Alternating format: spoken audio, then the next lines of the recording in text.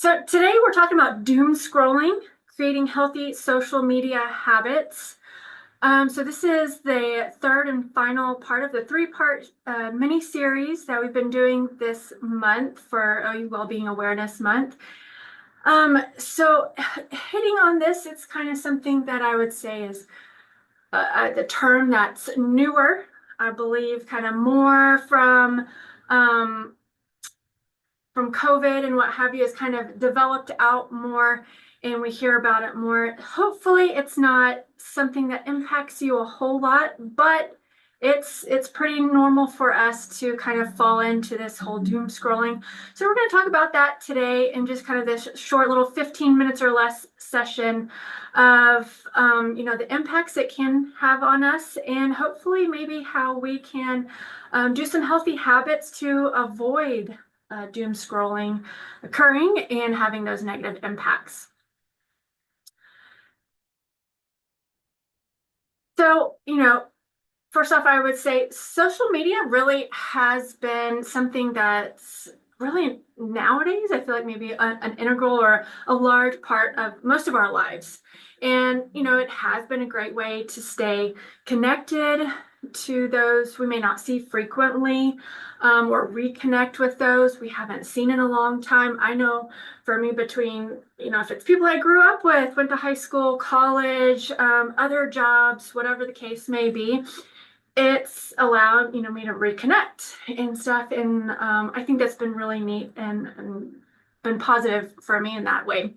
But it's also, with the power of technology, that opportunity for that endless or constant connection can also have some negative impacts, and also just having those other people's lives or information in general, it can have that opportunity for a negative impact when we're not engaging in it in a healthy manner, right? So I say we just have to be careful in how we spend our time with social media, how we engage with it, because also it can be easy to just kind of get sucked in, and then all of a sudden we've looked up and we've spent several minutes or hours. Yes, I call it a rabbit hole. I didn't know it was named doom scroll. Yeah, so going down the rabbit hole, right? All of a sudden you're just going to check something real quick on your Facebook, and an hour later, what has happened? You've gone down the rabbit hole of social media, and we also have to be careful with it because people can get kind of nasty and bullies and stuff. We hear that keyboard warrior saying, and yeah, people can get pretty nasty with using those different platforms as well. So we have to be careful there, and then getting sucked in of fantasizing about other people's lives, what they put out there, what we perceive their life to be just because of what they put on social media, what we see, or different media platforms in general.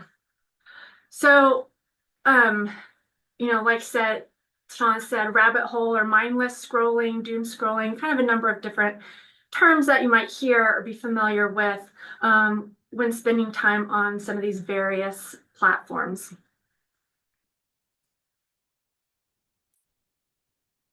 So, really going into more, what is it?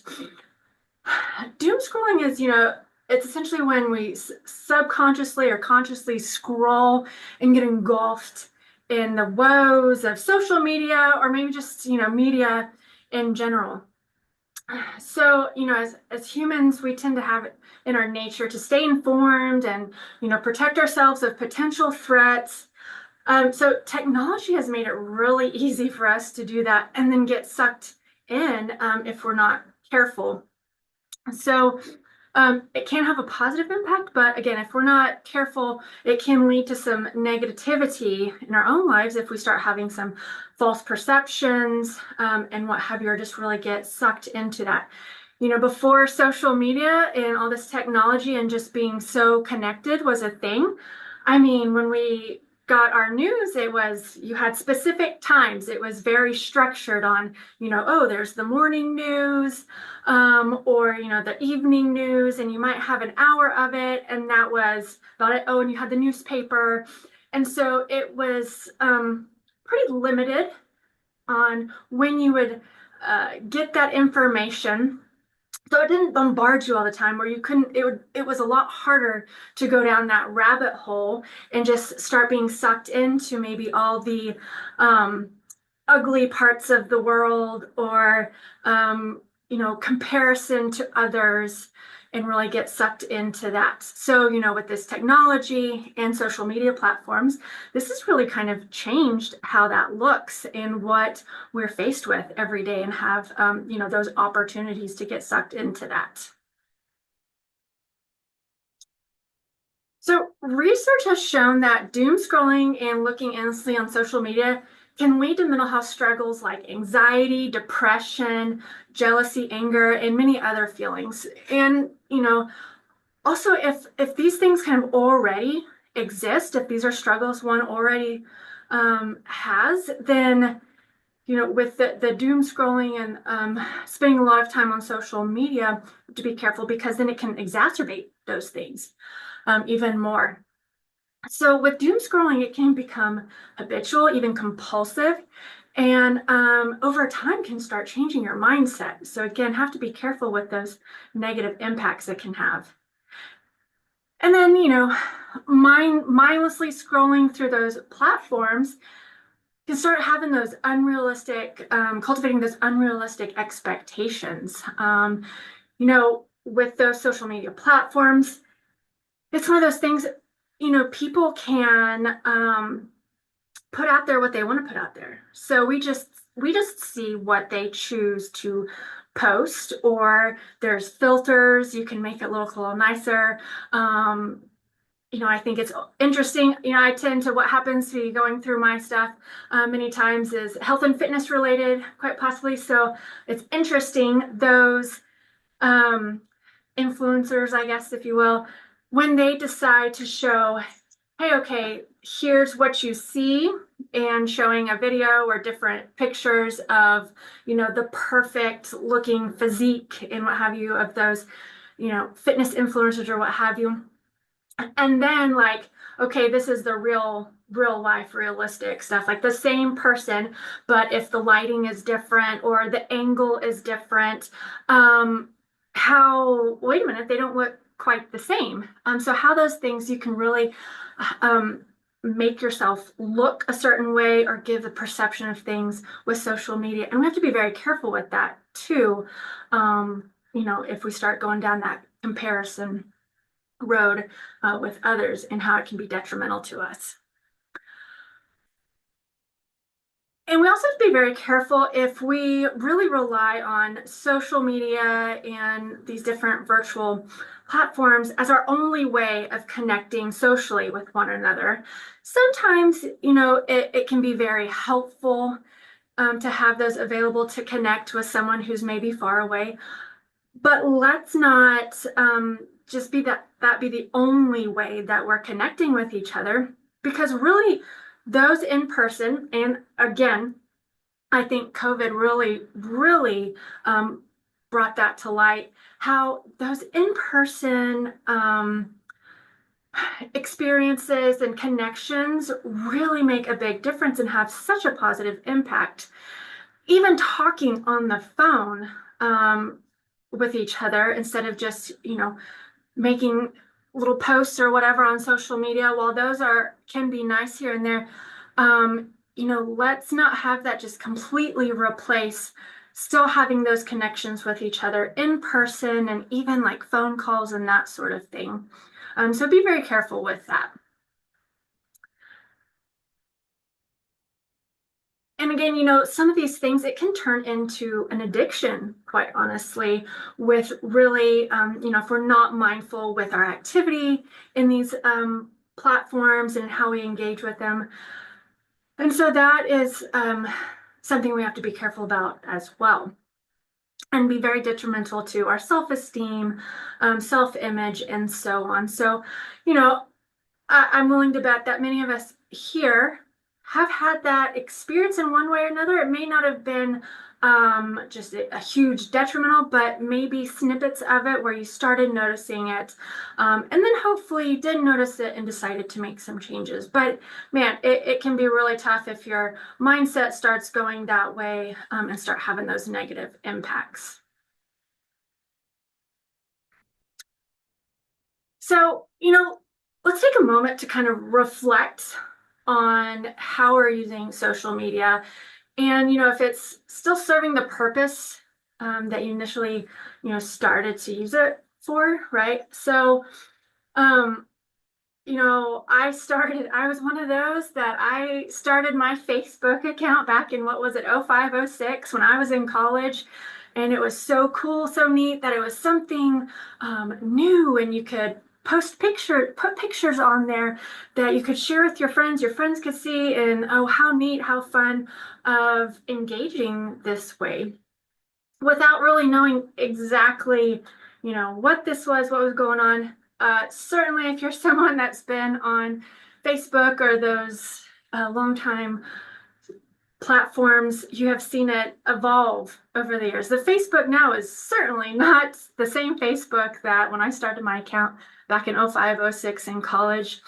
Um, so I think it's, if you can keep in mind of, why you started it to get on there and that purpose, and if it's, enhancing your life at all, is it a value add to your life overall? Um, it can be nice, like I mentioned earlier, about connecting with others. That's how I've been able to kind of keep up and reconnect with maybe some that I graduated high school with. Um, upcoming reunions or that sort of thing. It can be nice. Um, and if you choose to follow some of those more inspirational or positive accounts, those are things that can be uplifting, But again, we have to be careful with our use with it and really reflecting on its purpose and if it is kind of a value add to our life or not. It's interesting because certainly there's algorithms, right? We've learned with some of these things that it kind of, the more you're on it and how you use it, it gets to know you a little bit better and then starts putting those things in front of you. I joke with my husband all the time. He'll ask, "Hey, didn't you see this on Facebook?" And I was like, "No, I have not seen anything like that at all." We have remember, we have realized that our Facebook accounts, what we see on our feeds, are completely different from each other just because of how we choose to engage and use it and the things we tend to click on. Mine's full of a lot of, health and wellness and fitness, and dogs and my friends' kids that I like to see, keep up with and stuff on how life's going and all the different activities that they're doing. So, that's kind of how it goes for me. So we have to remember that those things, they start putting things in front of us after, depending on how we use it. So be mindful of that too. So, all right. So if you find yourself, regularly doom scrolling or notice you're struggling with, some of these negative impacts we just discussed earlier, you might consider implementing some of these habits or all of them. Here, a small study out of the Journal of Social and Clinical Psychology shows that people who limit their time spent on social media to under 30 minutes each day report happier moods and feelings. And, plus it also allows you to focus on other things in your life. And not necessarily your phone, because that's usually where we're getting on and doing that stuff, is on our phone. So yeah, I've heard from friends and acquaintances that when they take, that detox from social media platforms, whether it's for a certain amount of time or an extended period of time, that they realize they do start having kind of just, better feelings, better moods, and how sometimes if they're not careful, spending so much time on their social media or their platforms can have that detrimental impact. And then again, we talked about focusing on those or having those in-person real life connections, making sure we make those more of a priority than trying to do all those connections just through social media, artificially sometimes. So making sure we make it more of a focus to have those real life in-person connections, whether they're again in person or a phone call, that sort of stuff. More of being in the moment. And then being careful not to go on autopilot when you get on some of these platforms, right? Being intentional. Now, I'll say I found myself many times where I'll go and I'm like, oh, I'm getting on, my Facebook or Instagram because going to look up something specifically. And then I open it up and then, oh, squirrel, I get sidetracked. Something else gets my attention. Then all of a sudden, 15 minutes later, I was like, wait a minute, what was I in here for? Like I was gonna look up something. So be careful with those squirrel moments, like I have, and really trying to be intentional with those when you're using them. And then engaging on pages and with people that bring you joy, following those that maybe bring some positivity, that are realistic, to hopefully where you notice it has a nice, good, positive impact on you overall. Again, thinking of like value add, enhancing your life, daily activities, that sort of thing. So certainly, as social media just kind of depends on the person, up to you. Hopefully, if you've seen it kind of have some negative impacts, maybe implement one, two, or maybe all four of these things into your use of your social media and other media platforms, and hopefully notice a more positive impact happening. So hopefully this helps you out a little bit, and it's good to take those breaks from our phones and social media. I hope you guys have a wonderful rest of your day and weekend, and find ways to really be mindful and present in what's going on around you. So thank you guys so much. Have a wonderful day.